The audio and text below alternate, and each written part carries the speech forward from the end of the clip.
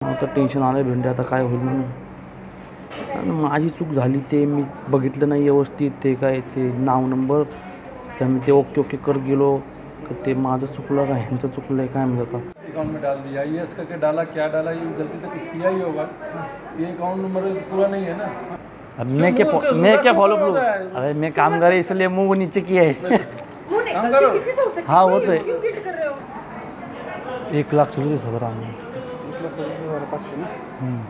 तुमचं same account आहे का दुसऱ्या अकाउंटला भरायचं? दुसऱ्या अकाउंटला भरायचं असेल नो करा, सेम अकाउंट असेल तर यस करा. ओके. मग हे जो चेक तुमचा ज्याने भरला ना त्याला यस करून लगेच चेक टाकला. म्हणजे मीच भरला सर. मग तुमच्याकडून चुकी अशी झाली. नमस्कार मित्रांनो, माझं नाव सुहास पवार. आपण आज माझ्या यूट्यूब चॅनलवर ज्याचं नाव आहे, अरे नाव कशाला सांगायचं, नाव माहितीच की तुम्हाला. चला तर मग आपण आपल्या व्हिडिओला सुरुवात करू. काय चुकलं असेल तर माफ करा, लाईक करा, शेअर करा, सबस्क्राईब करा. तर भाई आज खूप मोठा घोळ झाला आहे, ते पण बँकेच्या संदर्भात झालं आहे. बँकेच्या संदर्भामध्ये चेकच्या ह्याच्यात झालं आहे. तर तो काय घोळ झाला आपण आता बँकेमध्ये जाऊन बघूच. तर पाहत राहा काय होतं. ही आता मी बँकेमध्ये एक चूक झाली.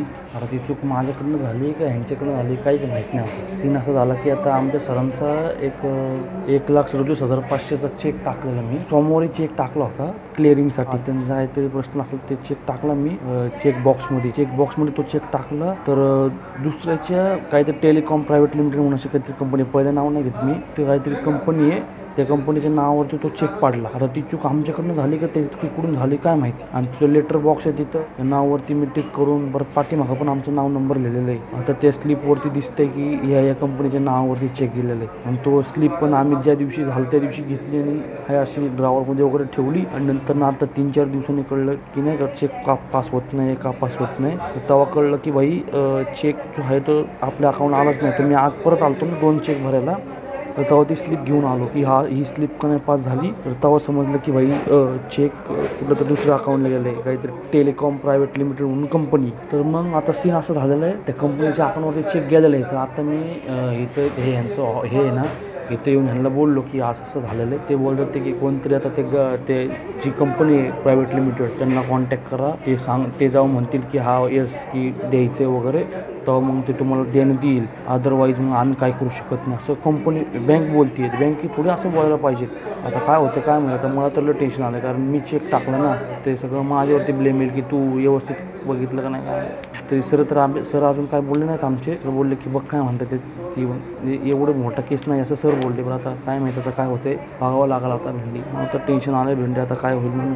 आणि माझी चूक झाली, ते मी बघितलं नाही व्यवस्थित, ते काय ते नाव नंबर त्या मी ते ओके ओके कर गेलो, ते माझं चुकलं का ह्यांचं चुकलं आहे काय म्हणजे. आता ते बोलत होते की त्यांचं सिक्युरिटी गार्ड येते, ते सिक्युरिटी गार्ड बघतील नाही का की त्या दिवशी कुठले चेक क्लिअरन्सला गेलेले, आणि त्या दिवशी जे चेक क्लिअरन्सला गेलेले त्याच्यामध्ये तुम्ही कोणत्या बँकेच्या अकाउंटवरती तो चेक टाकलेला आहे. तर जर ह्यांनी जर नसर मारलं तर ते ठीक आहे, नाही तर मग अवघड विषय होणार. तो काय होईल काय माहीत पुढं. आता मला जर जीव धडधड करायला लागलं की काय होईल काय.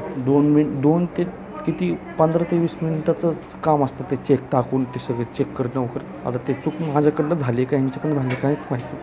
बघू आता काय होतं. ते वॉचमन काका वाटतं, ते सिक्युरिटी गार्ड काका वाटतं जेवायला गेलेले. मला तर टेन्शन वेगळी काय होते. आता किती टाईम लागलो ऐका ना, त्या पाठीमागच्या सर बोलणं झालं आहे चेकच्या बद्दल. चेक दुसऱ्याच्या त्या पाठीमागच्या सर आहेत ना, आणि संग बोलणं झालं आहे. ते चेक हा तो दुसऱ्याच्या अकाउंटच्या नावावरती गेलेले आहे, टेलिकॉम प्रायव्हेट लिमिटेड कंपनी ना त्याच्या. तर ते बोलले की काहीतरी त्या 8 तारखेचे हे स्टेटमेंट चेक करा बोलले काहीतरी तुम्हाला. सिक्युरिटीवाले काका आल्यावरती चेक करा. अकाउंट में डाल दिया, ये करके डाला, क्या डाला, ये गलती तो कुछ किया ही होगा, ये अकाउंट नंबर पूरा नहीं है ना. 1,37,000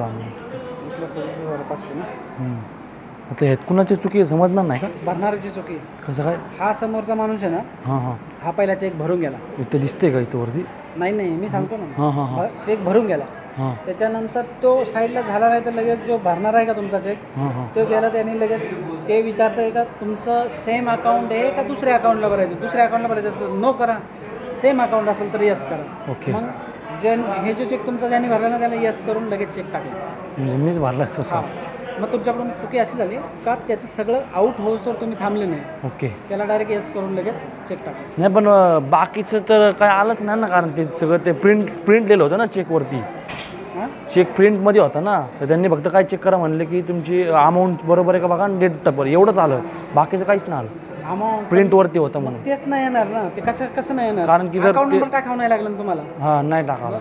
तर अकाउंट नंबर टाकावं कधी लागतंय, समोरचं ट्रान्झॅक्शन पूर्ण आउट झालं ना, ओके. मग आपल्याला अकाउंट नंबर टाकावं लागतं. मग तुम्ही ते पूर्ण आउट होऊनच नाही दिलं, त्यालाच येस केलं डायरेक्ट त्याच्या अकाउंट नाही नाही, ते व्यक्तीने टाकलं ना, ते गेलं निघून. ते गेले निघून नंतर बरोबर. तिथं फक्त आलं की चेक टाका म्हणून. चेक नाही येस आर नो विचारता आणि मग त्याच्यामध्ये लगेच चेक टाका म्हणून लगेच टाकून दिलं तुम्ही. मग पण आता काय ह्याला- प्रॉब्लेम नाही, ह्या माणसाला ना ज्याचा अकाउंट नंबर आहे हां हां याच्यावरून याचा मोबाईल नंबर काढता येईल. ओके.